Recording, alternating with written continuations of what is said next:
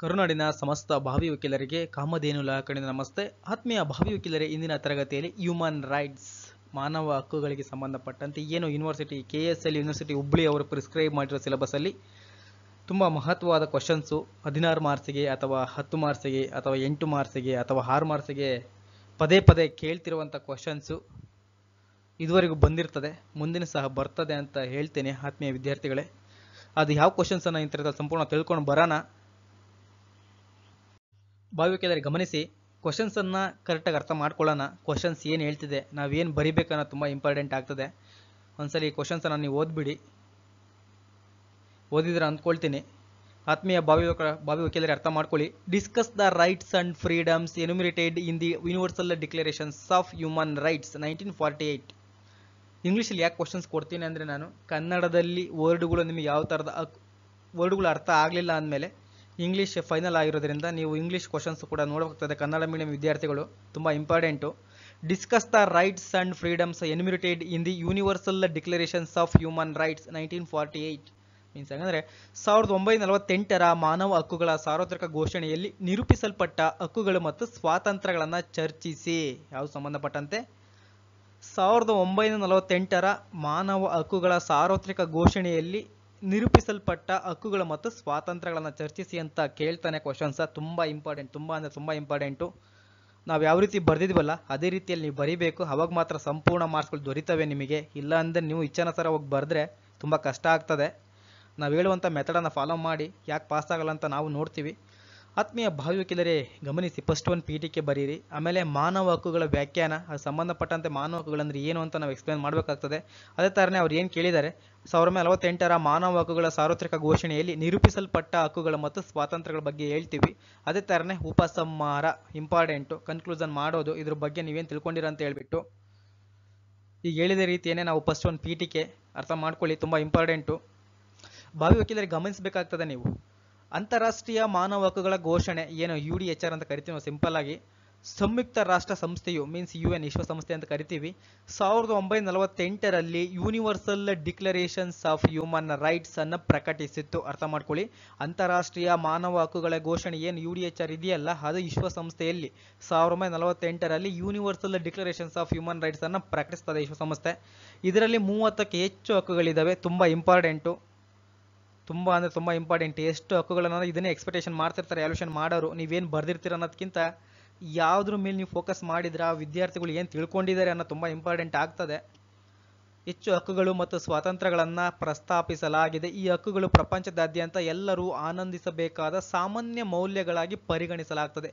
ಪ್ರತಿಯೊಬ್ಬ ವ್ಯಕ್ತಿಯು ಕೂಡ ಅವನ ಆನಂದದಿಂದ ಸುಖದಿಂದ ಅನುಭವಿಸಬೇಕಂತ ಹೇಳ್ಬಿಟ್ಟು ಹಕ್ಕುಗಳನ್ನು ನೀಡಲಾಗಿದೆ. ಅದೇ ಥರನೇ ಮಾನವ ಹಕ್ಕುಗಳಿಗೆ ಸಂಬಂಧಪಟ್ಟಂತೆ ವ್ಯಾಖ್ಯಾನಗಳನ್ನು ನೋಡೋದಾದರೆ, ಮಾನವ ಹಕ್ಕುಗಳು ಎನ್ನುವುದು ಪ್ರತಿಯೊಬ್ಬ ವ್ಯಕ್ತಿಗೂ ಜನ್ಮಸಿದ್ಧವಾಗಿ ದೊರೆತಿರುವ ಮೂಲಭೂತ ಹಕ್ಕುಗಳು. ಅರ್ಥ ಮಾಡ್ಕೊಳ್ಳಿ, ಮಾನವ ಹಕ್ಕುಗಳು ಎನ್ನುವುದು ಪ್ರತಿಯೊಬ್ಬ ವ್ಯಕ್ತಿಗೂ ಜನ್ಮಸಿದ್ಧವಾಗಿ ದೊರೆತಿರುವ ಮೂಲಭೂತ ಹಕ್ಕುಗಳು. ಏನು ನಾವು ಮಾನವ ಹಕ್ಕುಗಳು ಅಂತ ಹೇಳ್ಬಿಟ್ಟು ಯೂನಿವರ್ಸಲ್ ಡಿಕ್ಲರೇಷನ್ ಮಾಡಿದೀವಲ್ಲ, ಅದು ಹಕ್ಕುಗಳೆಂಬುದು ಪ್ರತಿಯೊಬ್ಬ ವ್ಯಕ್ತಿಯು ಅವನು ಜನಿಸಿದನಲ್ವ, ಜನಿಸಿದ ತಕ್ಷಣ ದೊರೆತಿರುವಂಥ ಹಕ್ಕುಗಳವು ಅವನಿಗೆ ಮೂಲಭೂತ ಹಕ್ಕುಗಳಾಗಿ ಲಭಿಸಿದವೆ. ಇವು ವ್ಯಕ್ತಿಯ ಗೌರವ, ಸ್ವಾತಂತ್ರ್ಯ ಮತ್ತು ಸಮಾನತೆಯನ್ನು ರಕ್ಷಿಸುವುದಕ್ಕಾಗಿ ಪ್ರತಿಷ್ಠಾಪಿತವಾಗಿವೆ. ಅರ್ಥ ಮಾಡ್ಕೊಳ್ಳಿ, ಗೌರವ, ಸ್ವಾತಂತ್ರ್ಯ ಮತ್ತು ಸಮಾನತೆಯನ್ನು ರಕ್ಷಿಸುವುದಕ್ಕಾಗಿ ಪ್ರತಿಷ್ಠಾಪಿತವಾಗಿವೆ ಈ ಹಕ್ಕುಗಳು, ಮಾನವ ಹಕ್ಕುಗಳು ಎಂಬುದನ್ನು ತಿಳ್ಕೊಬೇಕಾಗ್ತದೆ. ಅದಕ್ಕೊಂದು ಡೆಫಿನಿಷನ್ ನೋಡೋಣ. ಮಾನವ ಹಕ್ಕುಗಳು ಎಂದರೆ ವ್ಯಕ್ತಿಯ ಜೀವಮಾನದಲ್ಲಿ ಮೂಲಭೂತ ಸ್ವಾತಂತ್ರ್ಯ ಮತ್ತು ಹಕ್ಕುಗಳನ್ನು ಒದಗಿಸುವಂಥ ಸಿದ್ಧಾಂತಗಳು. ಈ ಹಕ್ಕುಗಳು ಮೌಲ್ಯಾಧಾರಿತವಾಗಿದ್ದು ಯಾವುದೇ ಲಿಂಗ, ಜಾತಿ, ಧರ್ಮ, ರಾಷ್ಟ್ರೀಯತೆ ಅಥವಾ ಯಾವುದೇ ಇತರೆ ವಿಭಜನೆಗಳಿಗಿಂತಲೂ ಮೇಲಿರುವವು. ಅರ್ಥ ಮಾಡ್ಕೊಳ್ಳಿ, ತುಂಬ ಮಹತ್ವವಾದ ವರ್ಡ್ಗಳನ್ನು ಬಳಸಿದ್ದೀವಿ. ಮಾನವ ಹಕ್ಕುಗಳೆಂದರೆ ವ್ಯಕ್ತಿಯ ಜೀವಮಾನದಲ್ಲಿ ಮೂಲಭೂತ ಸ್ವಾತಂತ್ರ್ಯ ಮತ್ತು ಹಕ್ಕುಗಳನ್ನು ಒದಗಿಸುವಂಥ ಸಿದ್ಧಾಂತಗಳು. ಅರ್ಥ ಮಾಡ್ಕೊಳ್ಳಿ, ಅರ್ಥ ಆಗ್ತಿದೆ ಅಂದ್ಕೊಳ್ತೀನಿ ನಾನು. ಮಾನವ ಹಕ್ಕುಗಳೆಂದರೆ ಒಬ್ಬ ವ್ಯಕ್ತಿಯ ಜೀವಮಾನದಲ್ಲಿ ಮೂಲಭೂತ ಸ್ವಾತಂತ್ರ್ಯ ಮತ್ತು ಹಕ್ಕುಗಳನ್ನು ಒದಗಿಸುವಂತಹ, ಅವನಿಗೆ ಮೂಲಭೂತವಾಗಿ ಬೇಕಾಗಿರುವಂಥ ಸ್ವಾತಂತ್ರ್ಯ ಮತ್ತು ಅವನಿಗೆ ಹಕ್ಕುಗಳನ್ನು ಒದಗಿಸುವಂಥ ಸಿದ್ಧಾಂತಗಳನ್ನು ಈ ಹಕ್ಕುಗಳು ಮೌಲ್ಯಾಧಾರಿತವಾಗಿದ್ದು ಯಾವುದೇ ಲಿಂಗ, ಜಾತಿ, ಧರ್ಮ, ರಾಷ್ಟ್ರೀಯತೆ ಅಥವಾ ಯಾವುದೇ ಇತರೆ ಯೋಜನೆಗಳಿಗಿಂತಲೂ ಮೇಲಿರುವವು. ಅರ್ಥ ಮಾಡ್ಕೊಳ್ಳಿ, ಯಾವುದೇ ಜಾತಿ, ಲಿಂಗ, ಧರ್ಮ, ರಾಷ್ಟ್ರೀಯತೆಯನ್ನು ಪರಿಗಣಿಸದೆ ಇವೆಲ್ಲಕ್ಕಿಂತ ಮೇಲಿರುವವು ಅಂತ ಹೇಳ್ತಿದ್ದೀವಿ. ನೆಕ್ಸ್ಟ್ ನೋಡೋಣ. ಅದೇ ಥರನೇ 30 ಅನುಚ್ಛೇದಗಳಿದ್ದಾವೆ. ಅದನ್ನು ಫಸ್ಟ್ ಒನ್ ನೋಡೋದಾದರೆ, ಫಸ್ಟ್ ಒನ್ ಹಕ್ಕು ರೈಟ್ಸ್ ಬಂದ್ಬಿಟ್ಟು ನಿಮಗೆ ಭಾವಿ ವಕೀಲರೇ ಗಮನಿಸಿ, ಎಲ್ಲ ಮಾನವರು ಸ್ವತಂತ್ರರಾಗಿಯೇ ಜನಿಸಿದ್ದಾರೆ ಹಾಗೂ ಘನತೆ ಹಕ್ಕುಗಳಲ್ಲಿ ಸಮಾನರಾಗಿದ್ದಾರೆ. ವಿವೇಕ ಮತ್ತು ಅಂತಃಕರಣಗಳನ್ನ ಪಡೆದವರವರು ಪರಸ್ಪರ ಸಹೋದರ ಭಾವದಿಂದ ವರ್ತಿಸಬೇಕು. ಅರ್ಥ ಆಗ್ತಿದೆ ಅಂದ್ಕೊಳ್ತೀನಿ, ತುಂಬಾ ಈಸಿ ವೇಲಿದೆ. ಎಲ್ಲ ಮಾನವರು ಸ್ವತಂತ್ರರಾಗಿಯೇ ಜನಿಸಿದ್ದಾರೆ ಹಾಗೂ ಘನತೆ ಹಕ್ಕುಗಳಲ್ಲಿ ಸಮಾನರಾಗಿದ್ದಾರೆ. ಎಲ್ಲ ಮಾನವರು ಕೂಡ ಪ್ರತಿಯೊಬ್ಬ ವ್ಯಕ್ತಿ ಏನ್ ಜನಿಸ್ತಾನಲ್ಲ, ಆ ಜನಿಸಿದಂಥ ವ್ಯಕ್ತಿಯು ಒಂದು ಮಗು ಸ್ವತಂತ್ರವಾಗಿ ಜನಿಸಿದೆ ಅಂತ ಹೇಳ್ಬಿಟ್ಟು ಅದೇ ತರನೇ ಘನತೆ ಹಕ್ಕುಗಳಲ್ಲಿ ಸಮಾನಾಗಿದ್ದಾರೆ. ಪ್ರತಿಯೊಬ್ಬ ವ್ಯಕ್ತಿ ಯಾವ ರೀತಿ ಘನತೆ ಹಕ್ಕುಗಳಿದೆವಲ್ಲ, ಅದು ಎಲ್ಲ ಹಕ್ಕು ಎಲ್ಲ ಜನತೆಗೂ ಮತ್ತು ಎಲ್ಲ ಕಟ್ಟ ಕಡೆಯ ವ್ಯಕ್ತಿಗೂ ಕೂಡ ಘನತೆ ಹಕ್ಕುಗಳಲ್ಲಿ ಸಮಾನರಾಗಿದ್ದಾರೆ. ವಿವೇಕ ಮತ್ತು ಅಂತಃಕರಣಗಳನ್ನ ಪಡೆದವರವರು ಪರಸ್ಪರ ಸಹೋದರ ಭಾವದಿಂದ ವರ್ತಿಸಬೇಕು.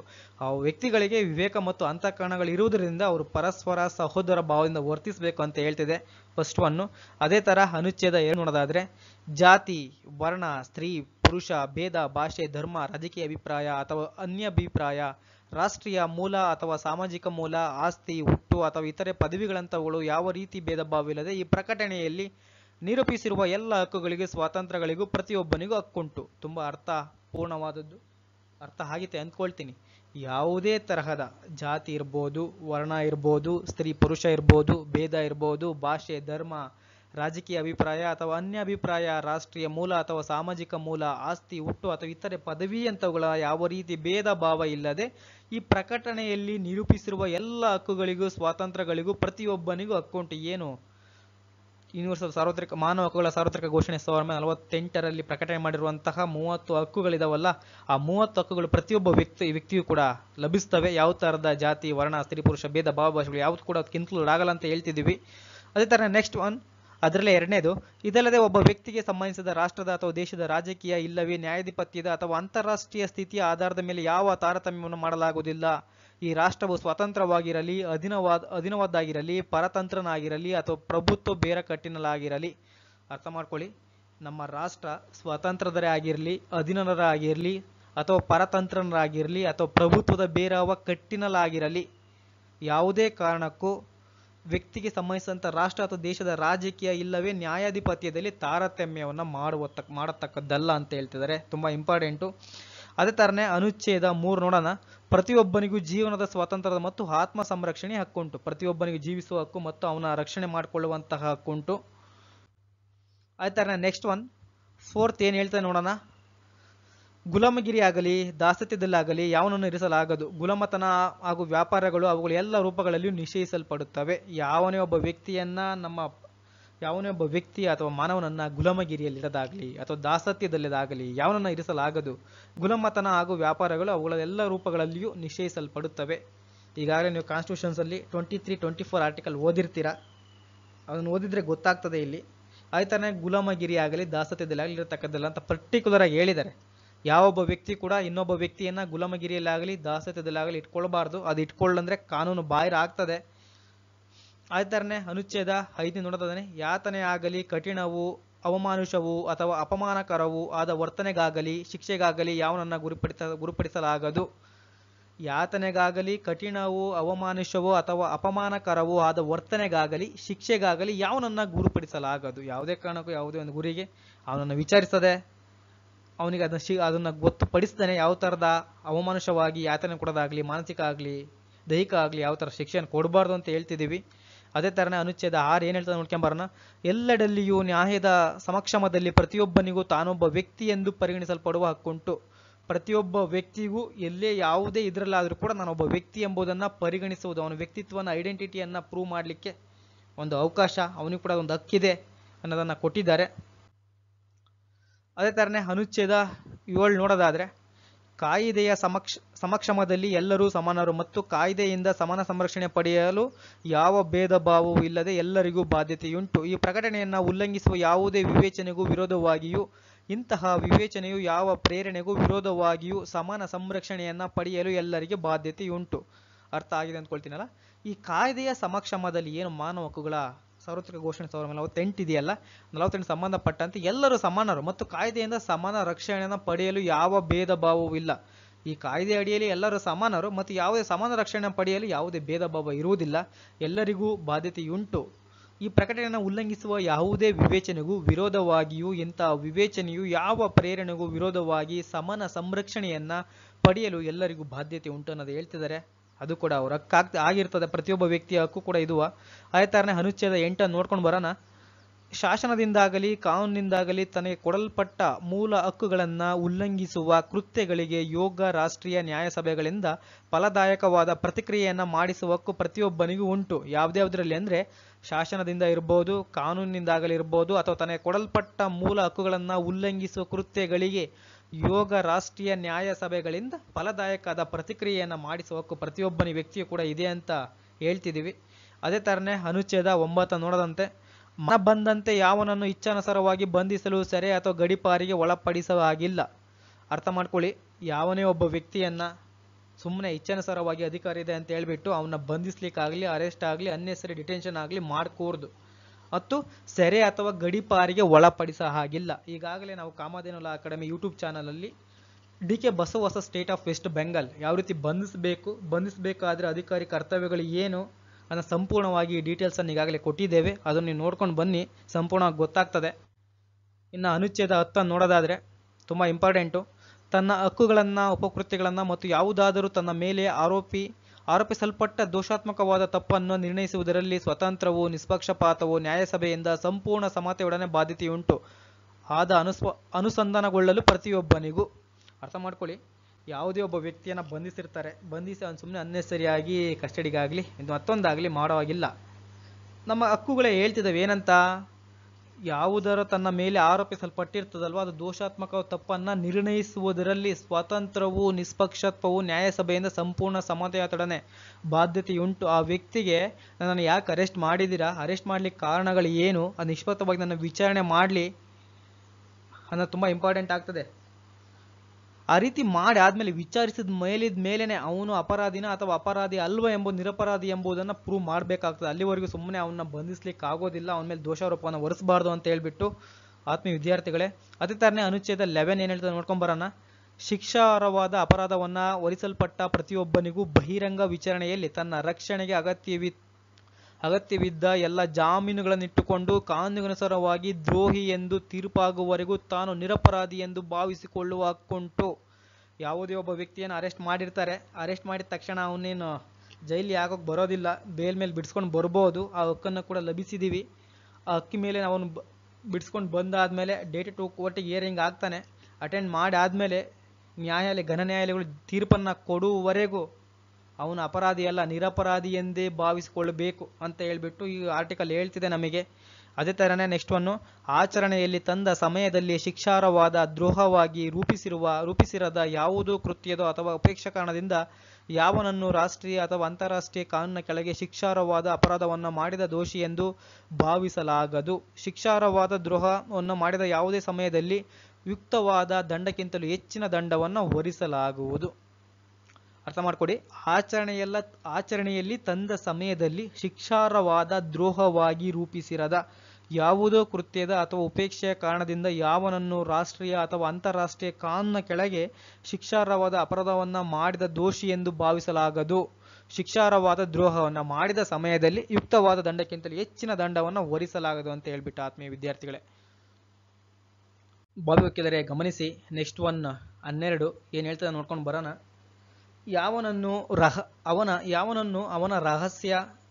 ಅವನ ರಹಸ್ಯ ಇರ್ಬೋದು, ಕುಟುಂಬ, ಮನೆ ವ್ಯವಹಾರ ಮತ್ತು ಕೀರ್ತಿ ಗೌರವಗಳ ವಿಷಯದಲ್ಲಿ ಅನ್ಯರ ಇಚ್ಛಾನುಸಾರವಾಗಿ ಮಧ್ಯಸ್ಥಿಕೆ ವಹಿಸುವ ಸ್ಥಿತಿಗೆ ಗುರಿಪಡಿಸಲಾಗುವುದಿಲ್ಲ.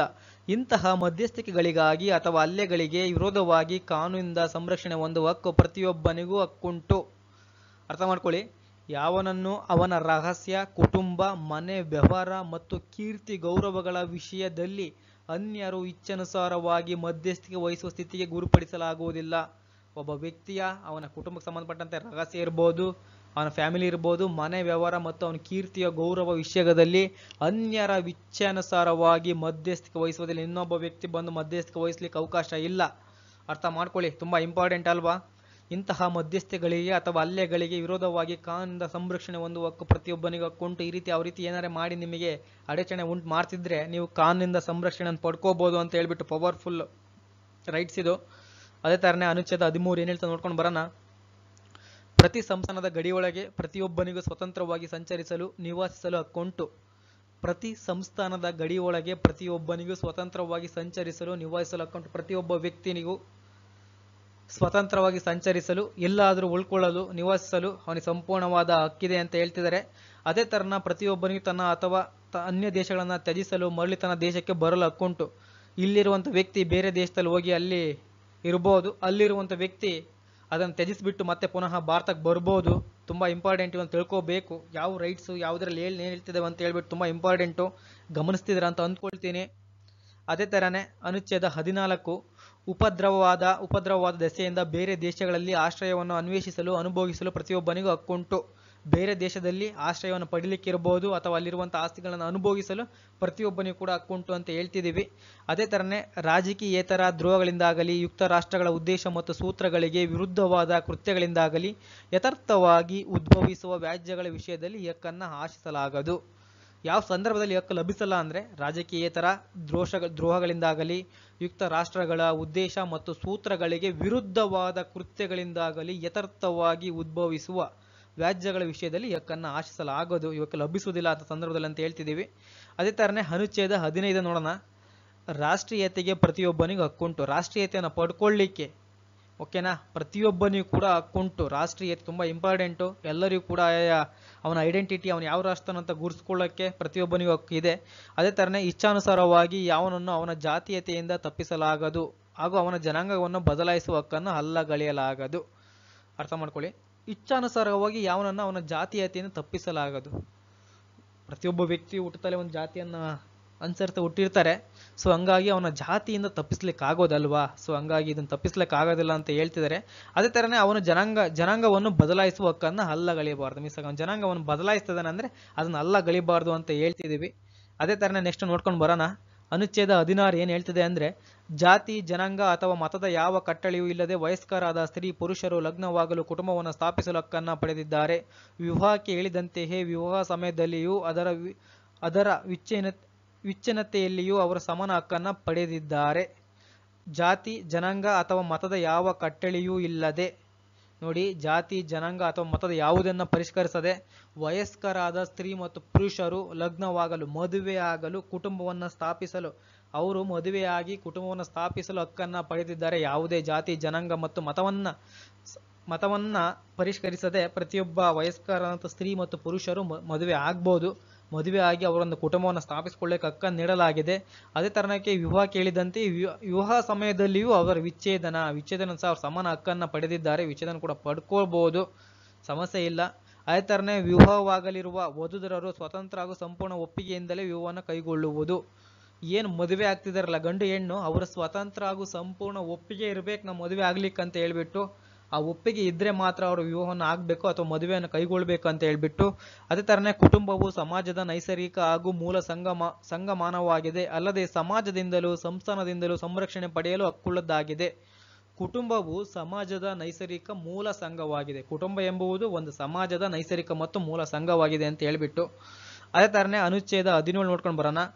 ಏಕಾಂಗಿಯಾಗಿಯೂ ಇತರರೊಡಗೂಡಿಯೂ ಆಸ್ತಿಯನ್ನು ಪಡೆಯುವ ಹಕ್ಕು ಪ್ರತಿಯೊಬ್ಬನಿಗೂ ಉಂಟು. ಒಬ್ಬ ವ್ಯಕ್ತಿ ಏಕಾಂಗಿಯಾಗಿ ಒಂದು ಸ್ವತ್ತನ್ನು ಪಡಿಬಹುದು ಮತ್ತು ಇತರರೊಡನೆ ಒಟ್ಟುಗೂಡಿ ಸ್ವತ್ತನ್ನು ಪಡೆಯಲೆಂಬ ಹಕ್ಕನ್ನು ಹೊಂದಿದ್ದಾನೆ. ಅದೇ ತರವಾಗಿ ಇಚ್ಛಾನುಸಾರವಾಗಿ ಯಾವನನ್ನು ಅವನ ಆಸ್ತಿಯನ್ನು ತಪ್ಪಿಸಲಾಗದು. ಒಬ್ಬ ವ್ಯಕ್ತಿ ಹೊಂದಿರುವಂಥ ಆಸ್ತಿಯನ್ನು ಯಾವುದೇ ಕಾರಣಕ್ಕೂ ಅವನು ತಪ್ಪಿಸಲಾಗದು ಅಂತ ಹೇಳ್ಬಿಟ್ಟು ತುಂಬ ಇಂಪಾರ್ಟೆಂಟು. ಇನ್ನು ನೆಕ್ಸ್ಟ್ ಒಂದು ನೋಡೋಣ. ಅನುಚ್ಛೇದ 18 ಪ್ರತಿಯೊಬ್ಬನಿಗೂ ಭಾವನೆಯ, ಅಂತಃಕರಣದ ಹಾಗೂ ಮತದ ಸ್ವಾತಂತ್ರ್ಯಗಳಿಗೂ ಬಾಧ್ಯತೆಯುಂಟು. ಅವನ ಭಾವನೆಗಳನ್ನು ವ್ಯಕ್ತಪಡಿಸಲಿಕ್ಕೆ ಮತ್ತು ಅಂತಃಕರಣದ ಹಾಗೂ ಮತದ ಸ್ವಾತಂತ್ರ್ಯ, ಮತವನ್ನು ಚಲಾಯಿಸಲಿಕ್ಕೆ ಅವನಿಗೆ ಬಾಧ್ಯತೆ ಉಂಟು. ಅವೆಲ್ಲ ಹಕ್ಕುಗಳಿದ್ದಾವೆ. ಅದೇ ಥರನೇ ಏಕಾಂಗಿಯಾಗಿಯೂ ಇಲ್ಲವೇ ಇತರರೊಡಗೂಡಿಯೂ ತನ್ನ ಮತವನ್ನಾಗಲಿ ವಿಶ್ವಾಸವನ್ನಾಗಲಿ ಬದಲಾಯಿಸುವ ಸ್ವಾತಂತ್ರ್ಯವನ್ನು ಬಹಿರಂಗವಾಗಿಯೂ ಗೌಪ್ಯವಾಗಿಯೂ ತನ್ನ ಮತವನ್ನಾಗಲಿ ವಿಶ್ವಾಸವನ್ನಾಗಲಿ ಬೋಧಿಸುವ, ರೂಢಿಸುವ, ಆರಾಧಿಸುವ, ಸಂಚರಿಸುವ ಸ್ವಾತಂತ್ರ್ಯವನ್ನು ಈ ಹಕ್ಕು ಒಳಗೊಂಡಿದೆ. ಒಬ್ಬ ವ್ಯಕ್ತಿ ಏಕಾಂಗಿಯಾಗಿರಬಹುದು ಅಥವಾ ಇತರ ವ್ಯಕ್ತಿಗಳನ್ನು ಜೊತೆಗೂಡಿ ತನ್ನ ಮತವನ್ನಾಗಲಿ ವಿಶ್ವಾಸವನ್ನಾಗಲಿ ಬದಲಾಯಿಸುವ ಸ್ವಾತಂತ್ರ್ಯವನ್ನು ಬಹಿರಂಗವಾಗಿಯೂ ಗೌಪ್ಯವಾಗಿಯೂ ತನ್ನ ಮತವನ್ನಾಗಲಿ ವಿಶ್ವಾಸವನ್ನಾಗಲಿ ಬೋಧಿಸುವ, ರೂಢಿಸುವ, ಆರಾಧಿಸುವ, ಆಚರಿಸುವ ಸ್ವಾತಂತ್ರ್ಯವನ್ನು ಈ ಹಕ್ಕು ಒಳಗೊಂಡಿದೆ ಅಂತ ಹೇಳ್ಬಿಟ್ಟು ಆರ್ಟಿಕಲ್ 18. ಅದೇ ಥರನೇ ಆರ್ಟಿಕಲ್ 19 ನೋಡ್ಕೊಂಡು ಬರೋಣ. ಪ್ರತಿಯೊಬ್ಬನಿಗೂ ಅಭಿಪ್ರಾಯ ಪಡುವ ಉಚ್ಚಾರಣೆಗೆ ಸ್ವಾತಂತ್ರ್ಯಗಳ ಬಾಧ್ಯತೆಯುಂಟು. ಪ್ರತಿಯೊಬ್ಬ ವ್ಯಕ್ತಿಗೂ ಅಭಿಪ್ರಾಯವನ್ನು ವ್ಯಕ್ತಪಡಿಸುವುದು ಮತ್ತು ಉಚ್ಚಾರಣೆಗೆ ಸ್ವಾತಂತ್ರ್ಯಗಳು ಬಾಧ್ಯತೆಯುಂಟು. ಅದೇ ಥರ ಮಧ್ಯಸ್ಥಿಕೆ ವಹಿಸದಂತೆ ಅಭಿಪ್ರಾಯಗಳನ್ನಿಟ್ಟುಕೊಳ್ಳುವ ಸ್ವಾತಂತ್ರ್ಯವನ್ನು ಸರಹದ್ದುಗಳ ಲಕ್ಷ್ಯವಿಲ್ಲದೆಯೂ ಯಾವ ಮುಖಾಂತರವಾಗಿಯೂ ವರ್ತಮಾನವನ್ನ ಭಾವನೆಗಳನ್ನು ಅನ್ವೇಷಣವ ಸ್ವೀಕರಿಸುವ ತಿಳಿಪಡಿಸುವ ಸ್ವಾತಂತ್ರ್ಯವನ್ನು ಈ ಬಾಧ್ಯತೆ ಒಳಗೊಂಡಿದೆ. ಪ್ರತಿಯೊಬ್ಬನಿಗೂ ಅವನ ಅಭಿಪ್ರಾಯವನ್ನು ವ್ಯಕ್ತಪಡಿಸುವುದಿರಬಹುದು, ಉಚ್ಚಾರಣೆಗೆ ಸ್ವಾತಂತ್ರ್ಯ, ಅಭಿಪ್ರಾಯವನ್ನು ವ್ಯಕ್ತಪಡಿಸಬಹುದು. ಅದೇ ಥರನೇ ಮಧ್ಯಸ್ಥಿಕೆ ವಹಿಸದಂತೆ ಅಭಿಪ್ರಾಯಗಳನ್ನು ಇಟ್ಟುಕೊಳ್ಳುವ ಸ್ವಾತಂತ್ರ್ಯವನ್ನು ಸರಹದ್ದುಗಳು ಲಕ್ಷ್ಯವಿಲ್ಲದೆಯೋ ಯಾವ ಮುಖಾಂತರವಾಗಿಯೂ ವರ್ತಮಾನವನ್ನ ಭಾವನೆಗಳನ್ನು ಅನ್ವೇಷಣೆಯ ಸ್ವೀಕರಿಸುವ ತಿಳಿಪಡಿಸುವ ಸ್ವಾತಂತ್ರ್ಯವನ್ನು ಈ ಬಾಧ್ಯತೆ ಒಳಗೊಂಡಿದೆ ಅಂತ ಹೇಳ್ಬಿಟ್ಟು, ಇನ್ನು ಆರ್ಟಿಕಲ್ 20 ನೋಡೋದಾದ್ರೆ ಏನಿದೆ ಅಂತ ನೋಡ್ಕೊಂಡು ಬಂದ್ಬಿಡೋಣ. ಆತ್ಮೀಯ ಭಾವಿಕೆದರೆ ಗಮನಿಸಿ, ಆರ್ಟಿಕಲ್ ಅಥವಾ ಅನುಚ್ಛೇದ 20 ಸ್ವತಂತ್ರವಾಗಿ ಶಾಂತಿಯಿಂದ ಸಭೆ ಸೇರಲು ಸಂಘಟಿಸಲು ಪ್ರತಿಯೊಬ್ಬನಿಗೂ ಹಕ್ಕುಂಟು. ಪ್ರತಿಯೊಬ್ಬ ವ್ಯಕ್ತಿಯು ಶಾಂತ ರೀತಿಯಾಗಿ ಸಭೆಯನ್ನು ಸೇರಬಹುದು ಮತ್ತು ಸಂಘಟನೆಯನ್ನು ಮಾಡಬಹುದು. ಯಾವ ಥರದ ಅಬ್ಜೆಕ್ಷನ್ ಇರುವುದಿಲ್ಲ. ಅದು ಪ್ರತಿಯೊಬ್ಬನಿಗೂ ಜನ್ಮದತ್ತವಾಗಿ ಬಂದಿರುವಂಥ ಒಂದು ಹಕ್ಕು. ಅದೇ ಥರನೇ ಇಂತಹದೇ ಕೂಟಕ್ಕೆ ಸೇರಿರೆಂದು ಯಾವನನ್ನು ಒತ್ತಾಯಪಡಿಸಲಾಗುವುದು. ಇಂತಹದೇ ಸಂಘಕ್ಕೆ ಸೇರಬೇಕು, ನೀವು ನಮ್ಮ ಸಂಘಟನೆಗೆ ಬರಬೇಕು ಅಂತ ಹೇಳ್ಬಿಟ್ಟು ಯಾವುದೇ ಒಬ್ಬ ವ್ಯಕ್ತಿಯನ್ನು ಒತ್ತಾಯಿಸಬಾರ್ದು ಅಂತ ಹೇಳ್ತಿದೆ. ಅದೇ ಥರನೇ ಅನುಚ್ಛೇದ 21 ತನ್ನ ದೇಶದ ಆಡಳಿತೆಯಲ್ಲಿ ಸ್ವತಃ ಅಥವಾ ಒಮ್ಮತದಿಂದ ಆರಿಸಲ್ಪಟ್ಟ ಪ್ರತಿನಿಧಿಯ ಮುಖಾಂತರ ಭಾಗವಹಿಸಲು ಪ್ರತಿಯೊಬ್ಬನಿಗೂ ಹಕ್ಕುಂಟು. ಪ್ರತಿಯೊಬ್ಬ ವ್ಯಕ್ತಿಯು ಅಥವಾ ಪ್ರತಿಯೊಬ್ಬ ಪ್ರಜೆಯು ತನ್ನ ದೇಶದಲ್ಲಿ ನಡೆಯುವಂತಹ ಚುನಾವಣೆಯಲ್ಲಿ ಸ್ವತಂತ್ರವಾಗಿ ನಿಲ್ಲಬಹುದು. ಅದೇ ಥರನೇ ಅಥವಾ ಒಮ್ಮತದಿಂದ ಆರಿಸಲ್ಪಟ್ಟ ಪ್ರತಿನಿಧಿಯು ಮುಖಾಂತರ ಭಾಗವಹಿಸಲು ಯಾವುದೋ ಒಬ್ಬ ಪ್ರತಿನಿಧಿಯ ಮುಖಾಂತರ ಭಾಗವಹಿಸಬಹುದು. ಪ್ರತಿಯೊಬ್ಬನಿಗೂ ಕೂಡ ಈ ಹಕ್ಕು ಲಭಿಸಿದೆ. ಯಾರು ಬೇಕಾದರೂ ಪಾರ್ಟಿಸಿಪೇಟ್ ಮಾಡಬಹುದು. ಅದೇ ಥರನೇ ತನ್ನ ದೇಶದಲ್ಲಿ ಸಾರ್ವಜನಿಕ ಕಾರ್ಯಗಳಲ್ಲಿ ಸಮಾನವಾಗಿ ಸಹಕರಿಸುವ ಹಕ್ಕು ಪ್ರತಿಯೊಬ್ಬನಿಗೂ ಹಕ್ಕುಂಟು. ಏನು ತನ್ನ ದೇಶದಲ್ಲಿ ಸಾರ್ವಜನಿಕ ಕಾರ್ಯಗಳಲ್ಲಿ ಸಮನಾಗಿ ಸಹಕರಿಸುವ ಹಕ್ಕು ಪ್ರತಿಯೊಬ್ಬನಿಗೂ ಹಕ್ಕುಂಟು ಅಂತ ಹೇಳ್ತಿದ್ದೀವಿ. ಅದೇ ಥರನೇ ಜನಗಳ ಇಚ್ಛೆಯೇ ಸರ್ಕಾರದ ಅಧಿಕಾರದ ತಳಹದಿಯಾಗಿರ್ತದೆ. ಜನಗಳ ಇಚ್ಛೆಯೇ ಸರ್ಕಾರದ ಅಧಿಕಾರದ ತಳಹದಿಯಾಗಿರ್ತದೆ. ಏನು ಸರ್ಕಾರದ ಅಧಿಕಾರ ತಳಹದಿ ಆಗಿರುತ್ತಲ್ಲ, ಅದು ಜನಗಳ ಇಚ್ಛೆಯೇ ಆಗಿರ್ತದೆ. ಗಮನಿಸಬೇಕಾಗ್ತದೆ ನೀವು ವರ್ಡ್ಗಳನ್ನು. ಅದೇ ಥರನೇ ಕಾಲ ಕಾಲಕ್ಕೆ ಏರ್ಪಡುವ ಸತ್ಯಾತ್ಮಕವಾದ ಸಾರ್ವತ್ರಿಕವಾಗಿಯೂ ಸಮಾನವಾಗಿಯೂ ಮತದಾನ ಮಾಡಲಿರುವ ಚುನಾವಣೆಯಲ್ಲಿ ಈ ಇಚ್ಛೆಯನ್ನು ತಿಳಿಯಪಡಿಸಲಾಗುವುದು ಮತ್ತು ಗೌಪ್ಯವಾಗಿ ಮತದಾನ ಮಾಡುವ ಪದ್ಧತಿಯಲ್ಲಿಯೇ ಅಥವಾ ಸದೃಶವಾದ ಇಚ್ಛಾನುಸಾರವಾಗಿ ಮತದಾನ ಮಾಡುವ ಪದ್ಧತಿಯಲ್ಲಿಯೇ ಇದು ಜರುಗಿಸಲ್ಪಡುವುದು. ಅರ್ಥ ಆಗಿದೆ ಅಂದ್ಕೊಳ್ತೀನಿ. ಕಾನ್ಸೆಪ್ಟ್ ತುಂಬ ಈಸಿ ಇದೆ. ಒಂದೆರಡು ಸರಿ ಓದಿ, ಈಸಿ ಬೇಗ ಅರ್ಥ ಆಗುತ್ತೆ. ಅದೇ ಥರನೇ ಅನುಚ್ಛೇದ 22 ನೋಡೋಣ. ಸಮಾಜದ ಸದಸ್ಯನಾದ್ದರಿಂದ ಸಾಮಾಜಿಕ ಭದ್ರತೆಗೆ ಪ್ರತಿಯೊಬ್ಬನಿಗೂ ಹಕ್ಕುಂಟು ಮತ್ತು ತನ್ನ ಗೌರವಕ್ಕೂ ತನ್ನ ವ್ಯಕ್ತಿತ್ವದ ನೈಸರ್ಗಿಕ ಅಭಿವೃದ್ಧಿಗೂ ಅತ್ಯಗತ್ಯವಾದ ಆರ್ಥಿಕ, ಸಾಮಾಜಿಕ ಹಾಗೂ ಸಾಂಸ್ಕೃತಿಕ ಹಕ್ಕುಗಳನ್ನು ರಾಷ್ಟ್ರೀಯ ಪ್ರಯತ್ನದ ಮೂಲಕವೂ ಅಂತಾರಾಷ್ಟ್ರೀಯ ಸಹಕಾರದ ಮೂಲಕವೂ ಮತ್ತು ಪ್ರತಿ ರಾಷ್ಟ್ರದ ವ್ಯವಸ್ಥೆಯ ಮತ್ತು ಆದಾಯಗಳಿಗನುಗುಣವಾಗಿ. ಅರ್ಥ ಮಾಡ್ಕೊಳ್ಳಿ, ಏನು ಸಾಮಾಜಿಕ ಇರ್ಬೋದು, ಆರ್ಥಿಕ ಇರ್ಬೋದು, ಸಾಂಸ್ಕೃತಿಕ ಹಕ್ಕುಗಳು ಪ್ರತಿಯೊಬ್ಬ ವ್ಯಕ್ತಿ ಕೂಡ ಲಭಿಸಿವೆ. ಅವು ಅಂತಾರಾಷ್ಟ್ರೀಯ ಸಹಕಾರದ ಮತ್ತು ಮೂಲಕವಾಗಿರ್ಬೋದು ಮತ್ತು ಪ್ರತಿ ರಾಷ್ಟ್ರದ ವ್ಯವಸ್ಥೆ ಮತ್ತು ಆದಾಯಗಳಿಗನುಗುಣವಾಗಿ ಈ ಹಕ್ಕುಗಳು ಲಭಿಸಿದವೆ ಅಂತ ಹೇಳ್ಬಿಟ್ಟು, ಅದೇ ಥರನೇ ಅನುಚ್ಛೇದ 23 ನೋಡ್ಕೊಂಡು ಬರೋಣ. ದುಡಿಯಲು ನೌಕರಿಯನ್ನ ಇಚ್ಛಾನುಸಾರವಾಗಿ ಆಯ್ದುಕೊಳ್ಳಲು ದುಡಿಮೆಗೆ ಯೋಗ್ಯವಾದ ಹಾಗೂ ಅನುಕೂಲವಾದ ಕರಾರುಗಳಿಗೆ ನಿರುದ್ಯೋಗದಿಂದ ಸಂರಕ್ಷಿಸಿಕೊಳ್ಳಲು ಪ್ರತಿಯೊಬ್ಬನಿಗೂ ಹಕ್ಕುಂಟು. ಅರ್ಥ ಮಾಡ್ಕೊಳ್ಳಿ, ನೀವು ದುಡಿಯಲು ಸ್ವತಂತ್ರರಾಗಿದ್ದೀರಾ. ಅದೇ ಥರ ನೀವು ನೌಕರಿಯನ್ನು ಇಚ್ಛಾನುಸಾರವಾಗಿ ಆಯ್ದುಕೊಳ್ಳಲು, ನೀವು ಯಾವುದೇ ಒಂದು ಇದರಲ್ಲಿ ಕೆಲಸ ಮಾಡ್ತೀರಾ ಅಂದರೆ ನಿಮ್ಮ ನೌಕರಿಯನ್ನು ನಿಮ್ಮ ಎಬಿಲಿಟಿ ತಕ್ಕೊಂಡೆ ನೀವೇನು ಅರ್ಹತೆಯನ್ನು ಪಡೆಯುತ್ತಿರುವಲ್ಲ, ಅರ್ಹತೆಗೆ ತಕ್ಕಂತೆ ನೀವು ನೌಕರಿಯನ್ನು ಇಚ್ಛಾನುಸಾರವಾಗಿ ಪಡಿಬಹುದು. ಯೋಗ್ಯವಾದ ಹಾಗೂ ಅನುಕೂಲವಾದ ಕರಾರುಗಳಿಗೆ ಅನುಸಾರವಾಗಿ. ಅರ್ಥ ಮಾಡ್ಕೊಳ್ಳಿ, ಯೋಗ್ಯವಾಗಿರಬೇಕು ಮತ್ತು ಅದು ಅನುಕೂಲ ಕರಾರುಗಳಿಗೂ ನಿರುದ್ಯೋಗದಿಂದ ಸಂರಕ್ಷಿಸಿಕೊಳ್ಳಲು ಪ್ರತಿಯೊಬ್ಬನಿಗೂ ಹಕ್ಕುಂಟು ಅಂತ ಹೇಳ್ಬಿಟ್ಟು, ಅದೇ ಥರನೇ ಯಾವ ತಾರತಮ್ಯವಿಲ್ಲದೆ ಪ್ರತಿಯೊಬ್ಬನಿಗೂ ಸಮಾನ ಕೆಲಸಕ್ಕೆ ಸಮಾನ ಸಂಬಳ ಪಡೆಯುವ ಹಕ್ಕುಂಟು. ಇಲ್ಲಿ ಯಾವುದೇ ಥರದ ಭೇದ ಭಾವ ಇಲ್ಲ. ಸ್ತ್ರೀ ಪುರುಷ ಎಂಬ ಯಾವುದೇ ಭೇದ ಭಾವವಿಲ್ಲದೆ ಪ್ರತಿಯೊಬ್ಬ ವ್ಯಕ್ತಿ ಮತ್ತು ಪ್ರತಿಯೊಬ್ಬ ಪ್ರಜೆಗೂ ಸಮಾನ ಕೆಲಸಕ್ಕೆ ಸಮಾನ ಸಂಬಳ ಪಡೆಯುವ ಹಕ್ಕುಂಟು ಅಂತ ಹೇಳ್ಬಿಟ್ಟು, ಅದೇ ಥರನೇ ಪ್ರತಿಯೊಬ್ಬ ಕೆಲಸಗಾರನಿಗೂ ಉಚಿತವೂ ಲಾಭದಾಯಕವೂ ಆದ ಪ್ರತಿಫಲಕ್ಕೂ ತನಗೂ ತನ್ನ ಕುಟುಂಬಕ್ಕೂ ವಿಮೆ ಕೊಳ್ಳಲು ಮಾನವ ಗೌರವವಾದ ಜೀವನಕ್ಕೂ ಅಗತ್ಯವಿದ್ದಲ್ಲಿ ಇತರ ಸಮಾಜ ಸಂರಕ್ಷೆಗಳಿಂದ ಪುರವಣೆ ಪಡೆಯಲು ಪ್ರತಿಯೊಬ್ಬನಿಗೂ ಹಕ್ಕುಂಟು. ಪ್ರತಿಯೊಬ್ಬ ಕೆಲಸಗಾರನಿಗೂ ಉಚಿತವಾಗಿರ್ಬೋದು ಅಥವಾ ಲಾಭದಾಯಕವೋ ಅಥವಾ ಪ್ರತಿಫಲಕ್ಕೋ ತನಗೂ ತನ್ನ ಕುಟುಂಬಕ್ಕೂ ವಿಮೆ ಕೊಳ್ಳಲು. ಅಥವಾ ಮಾಡ್ಕೊಳ್ಳಿ, ವಿಮೆಯನ್ನು ಇನ್ಸೂರೆನ್ಸ್ ಪಾಲಿಸಿಯನ್ನು ಮಾಡಿಸ್ಕೋಬಹುದು. ಅದು ಕೂಡ ಅವನ ಗೌರವವಾದ ಜೀವನಕ್ಕೂ ಅಗತ್ಯವಿದ್ದಲ್ಲಿ ಇತರ ಸಮಾಜ ಸಂರಕ್ಷೆಗಳಿಂದ ಪುರವಣೆ ಪಡೆಯಲು ಪ್ರತಿಯೊಬ್ಬನಿಗೆ ಹಕ್ಕುಂಟು ಅಂತ ಹೇಳ್ಬಿಟ್ಟು, ಆತ್ಮೀಯ ವಿದ್ಯಾರ್ಥಿಗಳೇ, ಅದೇ ಥರನೇ ತನ್ನ ಸ್ವಾರ್ಥಗಳನ್ನು ಕಾಪಾಡಿಕೊಳ್ಳಲು ವಾಣಿಜ್ಯ ಕೂಟಗಳನ್ನು ಏರ್ಪಡಿಸುವ ಹಾಗೂ ಅವುಗಳಲ್ಲಿ ಸೇರಿಕೊಳ್ಳುವ ಹಕ್ಕು ಪ್ರತಿಯೊಬ್ಬನಿಗೂ ಹಕ್ಕುಂಟು.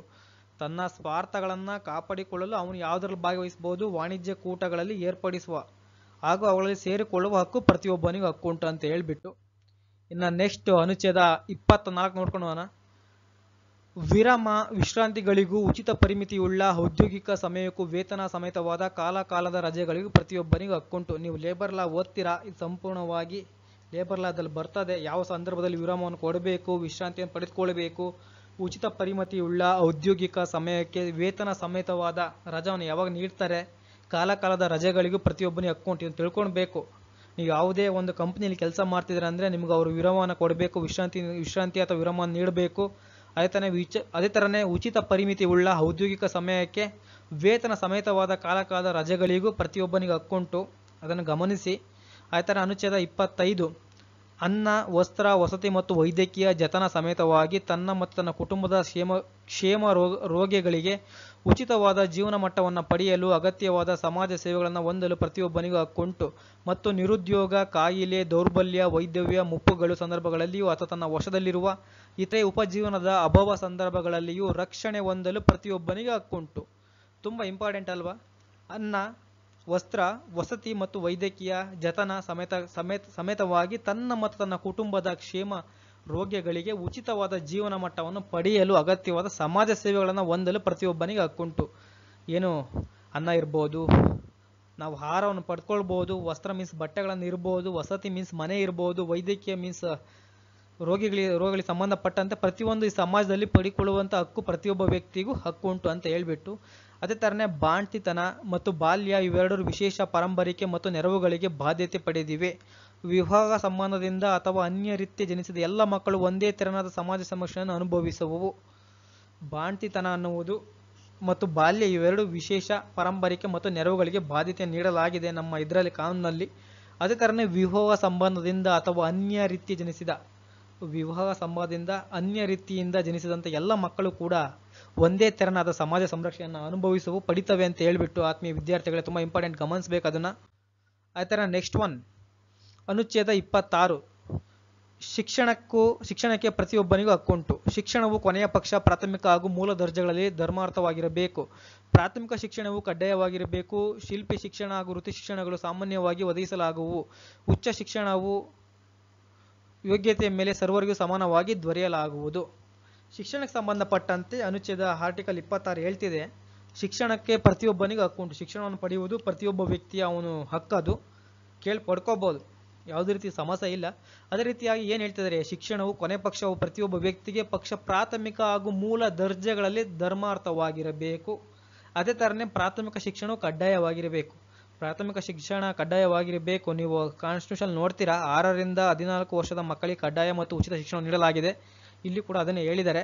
ಅದೇ ಥರನೇ ಶಿಕ್ಷಣ ಹಾಗೂ ವೃತ್ತಿ ಶಿಕ್ಷಣಗಳು ಸಾಮಾನ್ಯವಾಗಿ ಒದಗಿಸಲಾಗುವು. ಶಿಕ್ಷಣಕ್ಕೆ ಸಂಬಂಧಪಟ್ಟಂತೆ ವೃತ್ತಿ ಶಿಕ್ಷಣಗಳನ್ನು ಸಾಮಾನ್ಯವಾಗಿ ಒದಗಿಸಬೇಕು. ಮತ್ತು ಉಚ್ಚ ಶಿಕ್ಷಣವು ಯೋಗ್ಯತೆ ಮೇಲೆ ಸರ್ವರಿಗೂ ಸಮಾನವಾಗಿ ದೊರೆಯಲಾಗುವುದು. ಪ್ರತಿಯೊಂದು ಉದ್ಯೋಗ ಕೂಡ ಪ್ರತಿಯೊಬ್ಬ ಯೋಗ್ಯತೆ ಅಥವಾ ಅರ್ಹತೆ ಆಧಾರದ ಮೇಲೆ ಸರ್ವರಿಗೂ ಕೂಡ ಸಮಾನವಾಗಿ ದೊರೆಯುತ್ತವೆ ಅಂತ ಹೇಳ್ಬಿಟ್ಟು, ಅದೇ ಥರನೇ ಮಾನವನ ವ್ಯಕ್ತಿತ್ವದ ಸಂಪೂರ್ಣ ಬೆಳವಣಿಗೆ ಎತ್ತಲು ಮಾನವನ ಹಕ್ಕುಗಳಿಗೆ ಮೂಲ ಸ್ವಾತಂತ್ರ್ಯಗಳಿಗೂ ಇರುವ ಮನ್ನಣೆಯನ್ನು ಬಲಗೊಳಿಸಲು ಶಿಕ್ಷಣವು ಚಲಾಯಿಸಲಾಗುವುದು. ಎಲ್ಲ ಜನಾಂಗಗಳಲ್ಲಿಯೂ ಜಾತಿಯು ಅಥವಾ ಧಾರ್ಮಿಕ ಸಂಸ್ಥೆಗಳಲ್ಲಿ ಇದು ತಿಳುವಳಿಕೆಯನ್ನು ನೀಡುತ್ತದೆ. ಅದೇ ಥರ ಸಹಿಷ್ಣುತೆಯನ್ನು, ಮೈತ್ರಿಯನ್ನು ವೃದ್ಧಿಗೊಳಿಸುತ್ತದೆ ಮತ್ತು ಶಾಂತಿಯನ್ನು ರಕ್ಷಿಸಲು ಸಂಯುಕ್ತ ರಾಷ್ಟ್ರಗಳ ಕಾರ್ಯಕಲಾಪಗಳನ್ನು ವರ್ಧಿಸುತ್ತದೆ. ಇದು ಸಹಿಷ್ಣುತೆಯನ್ನು ಮತ್ತು ಮೈತ್ರಿಯನ್ನು ವೃದ್ಧಿಗೊಳಿಸುತ್ತದೆ, ಅದಲ್ಲದೆ ಶಾಂತಿಯನ್ನು ರಕ್ಷಿಸಲು ಸಂಯುಕ್ತ ರಾಷ್ಟ್ರಗಳ ಕಾರ್ಯಕಲಾಪಗಳನ್ನು ವರ್ಧಿಸುತ್ತದೆ ಅಂತ ಹೇಳ್ಬಿಟ್ಟು, ಇನ್ನು ನೆಕ್ಸ್ಟ್ ಒನ್, ತಮ್ಮ ಮಕ್ಕಳಿಗೆ ಯಾವ ರೀತಿಯ ಶಿಕ್ಷಣವನ್ನು ಕೊಡಬಹುದು ಅದನ್ನು ಆಯ್ದುಕೊಳ್ಳಲು ಮಾತೃಪಿತೃಗಳಿಗೆ ಅಧಿಕಾರ ಉಂಟು. ತಂದೆ ತಾಯಿಗಳು ತನ್ನ ಮಗನಿಗೆ ಯಾವ ರೀತಿ ಶಿಕ್ಷಣವನ್ನು ಕೊಡಬೇಕು ಅಂತ ಹೇಳ್ಬಿಟ್ಟು ಅವರು ಅದನ್ನು ಆಯ್ಕೆ ಮಾಡಿಕೊಳ್ಳಲು ಸಂಪೂರ್ಣ ಸ್ವಾತಂತ್ರ್ಯರಾಗಿರ್ತಾರೆ ಆತ್ಮೀಯ ಭಾಗವಹಿಸಿದರೆ. ಇನ್ನು ನೆಕ್ಸ್ಟ್ ಒಂದು ನೋಡೋದಾದರೆ ಅನುಚ್ಛೇದ 27 ಇಚ್ಛಾನುಸಾರವಾಗಿ ಜನಾಂಗದ ಸಾಂಸ್ಕೃತಿಕ ಜೀವನವನ್ನು ಪಾಲ್ಗೊಳ್ಳಲು, ಕಲೆಗಳನ್ನು ಅನುಭವಿಸಲು, ವೈಜ್ಞಾನಿಕ ಅಭಿವೃದ್ಧಿಯು ಅದರ ಫಲಗಳಲ್ಲಿಯೂ ಪಾಲ್ಗೊಳ್ಳಲು ಪ್ರತಿಯೊಬ್ಬನಿಗೆ ಹಕ್ಕುಂಟು. ಏನು ಇಚ್ಛಾನುಸಾರವಾಗಿ ಜನಾಂಗವನ್ನು ಪಡೆದಿರ್ತಾರವಲ್ಲ, ಆ ಜನಾಂಗಕ್ಕನುಸಾರವಾಗಿ ಸಾಂಸ್ಕೃತಿಕ ಜೀವನದಲ್ಲಿ ಪಾಲ್ಗೊಳ್ಳಬಹುದು ಪ್ರತಿಯೊಬ್ಬ ವ್ಯಕ್ತಿಯು. ಅದೇ ಥರ ಅವನ ಕಲೆಗಳನ್ನು ಅನುಭವಿಸಬಹುದು. ಅದೇ ಥರನೇ ವೈಜ್ಞಾನಿಕ ಅಭಿವೃದ್ಧಿಯು ಅದರ ಫಲಗಳಲ್ಲಿಯೂ ಪಾಲ್ಗೊಳ್ಳಲು ಪ್ರತಿಯೊಬ್ಬನಿಗೂ ಹಕ್ಕುಂಟು ಅಂತ ಹೇಳ್ಬಿಟ್ಟು, ನೆಕ್ಸ್ಟ್ ಒನ್, ತನ್ನ ಕರ್ತೃತ್ವದಲ್ಲಿ ಆದ ಯಾವುದೇ ವೈಜ್ಞಾನಿಕ, ಸಾಹಿತ್ಯ ಅಥವಾ ಕಲಾಕೌಶಲ್ಯ ಗ್ರಂಥದಿಂದ ಫಲಿಸುವ ನೈತಿಕ ಹಾಗೂ ಭೌತಿಕ ಆದಾಯಗಳನ್ನು ಸಂರಕ್ಷಿಸುವ ಹಕ್ಕು ಪ್ರತಿಯೊಬ್ಬನಿಗೂ ಹಕ್ಕುಂಟು. ಅರ್ಥ ಆಗಿದೆ ಅಂದ್ಕೊಳ್ತೀನಿ. ಅದೇ ಥರ ಅನುಚ್ಛೇದ 28 ಈ ಪ್ರಕಟಣೆಯಲ್ಲಿ ಸೂಚಿತವಾದ ಹಕ್ಕುಗಳನ್ನು, ಸ್ವಾತಂತ್ರ್ಯಗಳನ್ನು ಸಂಪೂರ್ಣವಾಗಿ ಅನುಭವಿಸಬಹುದಾದಂಥ ಸಾಮಾಜಿಕವೂ ಅಂತಾರಾಷ್ಟ್ರೀಯವೂ ಆದ ವ್ಯವಸ್ಥೆಗೆ ಪ್ರತಿಯೊಬ್ಬನಿಗೂ ಬಾಧ್ಯತೆ ಉಂಟು. ಈ ಪ್ರಕಟಣೆಯಲ್ಲಿ ಸೂಚಿಸಲಾಗಿದೆಯಲ್ಲ ಹಕ್ಕುಗಳನ್ನ ಮತ್ತು ಸ್ವಾತಂತ್ರ್ಯಗಳನ್ನ ಅವನು ಸಂಪೂರ್ಣವಾಗಿ ಅನುಭವಿಸಬಹುದಾದಂತ ಸಾಮಾಜಿಕವೂ ಅಂತಾರಾಷ್ಟ್ರೀಯವಾದ ವ್ಯವಸ್ಥೆಗೆ ಪ್ರತಿಯೊಬ್ಬನಿಗೂ ಬಾಧ್ಯತೆ ಉಂಟು, ಪ್ರತಿಯೊಬ್ಬನು ಕೂಡ ಹೊಣೆಗಾರನಾಗಿರ್ತಾನೆ ಈ ಹಕ್ಕುಗಳಿಗೆ ಸಂಬಂಧಪಟ್ಟಂತೆ ಹೇಳ್ಬಿಟ್ಟು. ಇನ್ನು ನೆಕ್ಸ್ಟ್ ನೋಡೋದಾದ್ರೆ ಅನುಚ್ಛೇದ 29, ಕೇವಲ ಯಾವ ಕರ್ತವ್ಯಗಳಿಂದ ತನ್ನ ವ್ಯಕ್ತಿತ್ವದ ನಿರಂತಕವೂ ಸಂಪೂರ್ಣವೂ ಆದ ಬೆಳವಣಿಗೆಯು ಸಾಧ್ಯವೋ ಅಂತ ಕರ್ತವ್ಯಗಳನ್ನು ಸಮಾಜಕ್ಕೆ ಸಲ್ಲಿಸಲು ಪ್ರತಿಯೊಬ್ಬನಿಗೂ ಬಾಧ್ಯತೆಯುಂಟು. ಯಾವ ಕೃತ್ಯಗಳಿಂದ ತನ್ನ ವ್ಯಕ್ತಿತ್ವದ ನಿರಂತಕವೂ ಸಂಪೂರ್ಣವೂ ಆದ ಬೆಳವಣಿಗೆ ಸಾಧ್ಯವೋ ಅಂತಹ ಕರ್ತವ್ಯಗಳನ್ನು ಸಮಾಜಕ್ಕೆ ಸಲ್ಲಿಸಲೋಸುವಾಗ ಪ್ರತಿಯೊಬ್ಬನಿಗೂ ಬಾಧ್ಯತೆ ಉಂಟು. ಅಂತ ಕರ್ತವ್ಯಗಳನ್ನು ಕೂಡ ಸಮಾಜಕ್ಕೆ ಸಲ್ಲಿಸಬೇಕಾಗ್ತದೆ. ಆಯ್ತರನೇ ಪ್ರಜಾಪ್ರಭುತ್ವ ಸಮಾಜದಲ್ಲಿ ಕೇವಲ ಇತರರ ಹಕ್ಕು ಸ್ವಾತಂತ್ರ್ಯಗಳಿಗೆ ಸಲ್ಲತಕ್ಕ ಅಂಗೀಕಾರ ಮತ್ತು ಮನ್ನಣೆಗಳನ್ನು ಪಡೆಯಲೋಸಗವು ಸದಾಬಾರದ ಯಥಾರ್ಥ ಆಕಾಂಕ್ಷೆಗಳನ್ನು ಪಡೆಯಲು ಸಾರ್ವಜನಿಕ ಶಿಸ್ತು ಹಾಗೂ ಸಾರ್ವಜನಿಕ ಯೋಗಕ್ಷೇಮಗಳನ್ನು ಹೊಂದಲು ಪ್ರತಿಯೊಬ್ಬನಿಗೂ ತನ್ನ ಹಕ್ಕುಗಳನ್ನು ಸ್ವಾತಂತ್ರ್ಯಗಳನ್ನು ಚಲಾಯಿಸುವಾಗ ಕೇವಲ ಕಾನೂನಿನಿಂದ ನಿಶ್ಚಿತವಾದಂಥ ಕಟ್ಟಳೆಗಳಿಗೂ ಅಧೀನವಾಗಿರಬೇಕು. ಅರ್ಥ ಮಾಡ್ಕೊಳ್ಳಿ, ಏನು ಪ್ರಜಾಪ್ರಭುತ್ವ ಸಮಾಜದಲ್ಲಿ ಕೇವಲ ಇತರರ ಹಕ್ಕು ಸ್ವಾತಂತ್ರ್ಯಗಳಿಗೆ ಸಲ್ಲತಕ್ಕ ಮತ್ತು ಅಂಗೀಕಾರ ಮತ್ತು ಮನ್ನಣೆಗಳನ್ನು ಪಡೆಯಲು ನಾವು ಸದಬಾರದ ಯಥಾರ್ಥ ಆಕಾಂಕ್ಷೆಗಳನ್ನು ಪಡೆಯಲು ಸಾರ್ವಜನಿಕ ಶಿಸ್ತು ಮತ್ತು ಸಾರ್ವಜನಿಕ ಯೋಗಕ್ಷೇಮಗಳನ್ನು ಹೊಂದಲು ಪ್ರತಿಯೊಬ್ಬನಿಗೂ ತನ್ನ ಹಕ್ಕುಗಳನ್ನು ಸ್ವಾತಂತ್ರ್ಯಗಳನ್ನು ಚಲಾಯಿಸುವಾಗ ಕೇವಲ ಕಾನೂನಿನಿಂದ ನಿಶ್ಚಿತವಾದಂಥ ಕಟ್ಟಳೆಗಳಿಗೆ ಅಧೀನವಾಗಿರಬೇಕು. ಒಬ್ಬ ವ್ಯಕ್ತಿ ನಿಮ್ಮ ಸ್ವತಂತ್ರವಾದ ಹಕ್ಕುಗಳನ್ನು ಆಚರಿಸ್ತಿದ್ದೀರಾ ಅಥವಾ ನೀವು ಅನುಭವಿಸ್ತಿದ್ದೀರಾ ಅಂದಾಗ ಅದು ಇನ್ನೊಬ್ಬ ವ್ಯಕ್ತಿಯ ಹಕ್ಕುಗಳನ್ನು ಹಕ್ಕುಚ್ಯುತಿ ಮಾಡಬಾರ್ದು, ಉಲ್ಲಂಘನೆ ಮಾಡಬಾರ್ದು ಅಂತ ಹೇಳ್ಬಿಟ್ಟು ಆತ್ಮೀಯ ಭಾವಿಯಾಗಿದ್ದಾರೆ. ಅದೇ ಥರನೇ ಸಂಯುಕ್ತ ರಾಷ್ಟ್ರಗಳ ಉದ್ದೇಶಗಳಿಗೂ ತತ್ವಗಳಿಗೂ ವಿರುದ್ಧವಾಗಿ ಯಾವ ವಿಷಯದಲ್ಲಿಯೂ ಹಕ್ಕುಗಳಿಗೂ ಈ ಸ್ವಾತಂತ್ರ್ಯಗಳಿಗೂ ಪ್ರವೇಶಿಸಲ್ಪಡಬಾರದು. ಸಂಯುಕ್ತ ರಾಷ್ಟ್ರಗಳ ಉದ್ದೇಶಗಳಿಗೂ ತತ್ವಗಳಿಗೂ ವಿರುದ್ಧವಾಗಿ, ಏನು ಸಂಯುಕ್ತ ರಾಷ್ಟ್ರಗಳಿದಾವಲ್ಲ ಆ ಉದ್ದೇಶಗಳಿಗೆ ತತ್ವಗಳಿಗೂ ವಿರುದ್ಧವಾಗಿ ಯಾವ ವಿಷಯದಲ್ಲಿಯೂ ಈ ಹಕ್ಕುಗಳು ಈ ಸ್ವಾತಂತ್ರ್ಯಗಳು ಪ್ರಯೋಗಿಸಲ್ಪಡಬಾರವು ಅಂತ ಹೇಳ್ಬಿಟ್ಟು ಪ್ರಯೋಗಿಸಲ್ಪಡಲಾರವು. ಇನ್ನು ಲಾಸ್ಟ್ ಒನ್ ಅನುಚ್ಛೇದ 30, ಯಾವ ಪ್ರಾಂತಕ್ಕಾಗಿಯೋ ಸಂಘಕ್ಕಾಗಿಯೋ ವ್ಯಕ್ತಿಗಾಗಿಯೋ ಎಂಬುದಾಗಿಯೋ ಯಾವುದು ಉದ್ಯಮದಲ್ಲಿ ತೊಡಗಿಲಾರೆಂಬುದಾಗಿದೆಯೋ ಅಥವಾ ಇದರಲ್ಲಿರುವ ಯಾವುದಾದರೂ ಹಕ್ಕುಗಳನ್ನು ಸ್ವಾತಂತ್ರ್ಯಗಳನ್ನು ನಾಶಗೊಳಿಸಲು ಉದ್ದೇಶಿಸಿರುವ ಯಾವುದೇ ಕಾರ್ಯವನ್ನು ಮಾಡಲೆಂಬುದಾಗಿಯೂ ಈ ಪ್ರಕಟಣೆಯಲ್ಲಿ ಯಾವ ವಿಷಯವನ್ನು ವ್ಯಾಖ್ಯಾನಿಸಬಾರದು. ನೋಡಿ, ಯಾವ ಪ್ರಾಂತಕ್ಕಾಗಿ ಇರ್ಬೋದು ಅಥವಾ ಸಂಘಕ್ಕಾಗಿ ಅಥವಾ ವ್ಯಕ್ತಿಗಾಗಿ ಎಂಬುದಾಗಿಯೂ ಯಾವುದೇ ಉದ್ಯಮದಲ್ಲಿ ತೊಡಗಿರಲೆಂಬುದಾಗಿಯೂ ಅಥವಾ ಇದರಲ್ಲಿರುವ ಯಾವುದಾದರೂ ಹಕ್ಕುಗಳನ್ನು ಸ್ವಾತಂತ್ರ್ಯಗಳನ್ನು ನಾಶಗೊಳಿಸಲು, ಏನು ಮಾನವ ಹಕ್ಕುಗಳ ಸಾರ್ವತ್ರಿಕ ಘೋಷಣೆ 1948ರಲ್ಲಿ 30 ಹಕ್ಕುಗಳನ್ನು ನೀಡಲಾಗಿದೆಯಲ್ಲ ಆ 30 ಹಕ್ಕುಗಳನ್ನು ಸ್ವಾತಂತ್ರ್ಯಗಳನ್ನು ನಾಶಗೊಳಿಸಲು ಉದ್ದೇಶಿಸಿರುವ ಯಾವುದೋ ಕಾರ್ಯವನ್ನು ಮಾಡಲೆಂಬುದಾಗಿ ಈ ಪ್ರಕಟಣೆಯಲ್ಲಿರುವ ಯಾವ ವಿಷಯವನ್ನು ವ್ಯಾಖ್ಯಾನಿಸಬಾರದು. ಅರ್ಥ ಆಗಿದೆ ಅಂದ್ಕೊಳ್ತೀನಿ. ಏನು ಹಕ್ಕುಗಳನ್ನು ನೀಡಿದಾರಲ್ಲ ಅದನ್ನು ನಾಶಪಡಿಸಬಾರ್ದು ಅಂತ ಹೇಳ್ಬಿಟ್ಟು ಆತ್ಮೀಯ ಭಾವಿ ವಕೀಲರ ಇಂದಿನ ತರಗತಿಯಲ್ಲಿ ಮಾನವ ಹಕ್ಕುಗಳ ಹ್ಯೂಮನ್ ರೈಟ್ಸ್ ಡಿಕ್ಲರೇಷನ್ಸ್ ಏನು 1948 ಡಿಸೆಂಬರ್ 10ರಂದು ಏನು ಡಿಕ್ಲೇರ್ ಆಗ್ತದಲ್ಲ ಆ ಸಂಬಂಧಪಟ್ಟಂತೆ ಸಂಪೂರ್ಣವಾಗಿ ಮಾನವ ಹಕ್ಕುಗಳ ಸಾರ್ವತ್ರಿಕ ಘೋಷಣೆಯಲ್ಲಿರುವ 30 ಹಕ್ಕುಗಳ ತರಗತಿಯಲ್ಲಿ ಸಂಪೂರ್ಣವಾಗಿ ತಿಳಿಸಿಕೊಟ್ಟಿದ್ದೇನೆ. ಯಾವುದೇ ತರಹದ ನಿಮಗೆ ಡೌಟ್ ಬಂದಲ್ಲಿ ಸಂಪರ್ಕಿಸಿ ಅಥವಾ ನೀವು ಕಮೆಂಟ್ ಬಾಕ್ಸಲ್ಲಿ ಕಮೆಂಟ್ ಸೆಕ್ಷನಲ್ಲಿ ಕೂಡ ಹಾಕ್ಬೋದು, ಯಾವ ಟಾಪಿಕ್ ಅರ್ಥ ಆಗಿಲ್ಲ ಅಂತ ಹೇಳ್ಬಿಟ್ಟು ನಮಗೆ. ಅದೇ ಥರನೇ ಆತ್ಮೀಯ ಭಾವಿ ವಕೀಲರೇ, ಈಗಾಗಲೇ ಕಾಮಧೇನು ಲಾ ಅಕಾಡೆಮಿಯಲ್ಲಿ 3 ವರ್ಷದ ಕಾನೂನು ವಿದ್ಯಾರ್ಥಿಗಳಿಗೆ ಸಂಬಂಧಪಟ್ಟಂತೆ 2, 4 ಮತ್ತು 6ನೇ ಸೆಮಿಸ್ಟರ್ಗಳಿಗೆ ಈಗಾಗಲೇ ತರಗತಿಗಳು ಪ್ರಾರಂಭಗೊಂಡಿವೆ. ಹೆಚ್ಚಿನ ಮಾಹಿತಿಗಾಗಿ 7353872963ಗೆ ಕರೆ ಮಾಡಿ. ಎಲ್ಲರಿಗೂ ಶುಭವಾಗಲಿ. ಸಿರಿಗನ್ನಡಂ ಗೆಲ್ಲಿಗೆ, ಸಿರಿಗನ್ನಡಂ ಬಾಳಿಗೆ.